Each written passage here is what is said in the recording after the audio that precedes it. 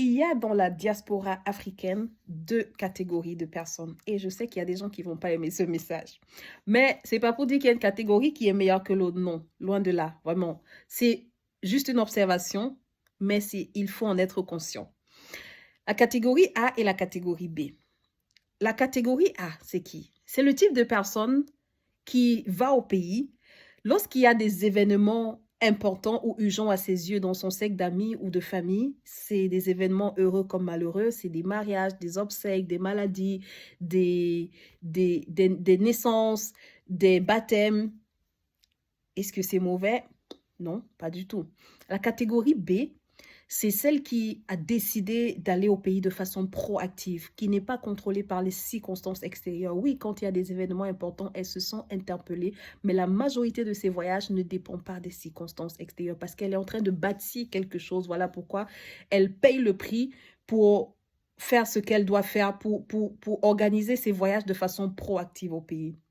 La catégorie A, c'est celle qui dit: «Ah, si j'avais plus d'argent, j'irais au pays régulièrement». Mais attention, ce sont ces mêmes personnes qui, quand il y a une urgence, vraiment, s'il y a des urgences dans sa famille, plusieurs urgences dans une année, elle est prête à faire 3 voyages en un an, quitte à prendre même des crédits pour payer des billets d'avion.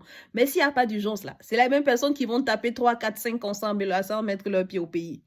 La catégorie B n'a pas plus d'argent que la catégorie A, non. Elle a juste un état d'esprit qui est complètement différent, une vision qui est différente et qui veut, pour se voir, projette, qui visualise un futur complètement différent.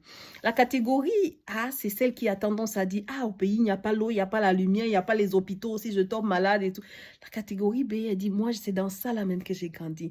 Home is home. Et je veux contribuer, je veux apporter ma pièce aussi à l'édifice pour qu'un jour on dise que j'ai aussi fait quelque chose, même si c'est à l'échelle Mingili comme ça, là, tout petit, je veux contribuer au développement de quelque chose dans mon Afrique. La catégorie A, c'est celle qui, quand on parle de retraite, ah, elle s'imagine combien est-ce que je peux même gagner ici avec toutes les années où j'ai cotisé en Occident, là. Ou au mieux, elle va se dire: «Oh, à la retraite, là, il faudrait que je rentre au pays». Sauf que comme elle n'anticipe pas assez, il y a de fortes chances que la retraite la trouve dans ses vieux jours ici et qu'elle finisse ses vieux jours dans une maison de repos ici, toute seule, isolée.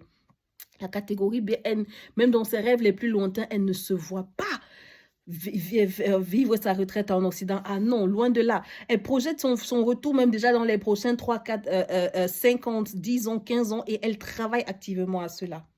La catégorie A, c'est celle qui est de façon très subtile, et ça peut faire mal, très attachée, même inconsciemment, au titre de mbenguiste. Ah, si elle rentre, elle va plus être considérée comme une mbenguiste quand même. Non, ça va s'envoler le titre là. La catégorie B, elle s'en fout. C'est ce qui bat dans son cœur. La home is home. Là où est son épanouissement, c'est là où elle veut être.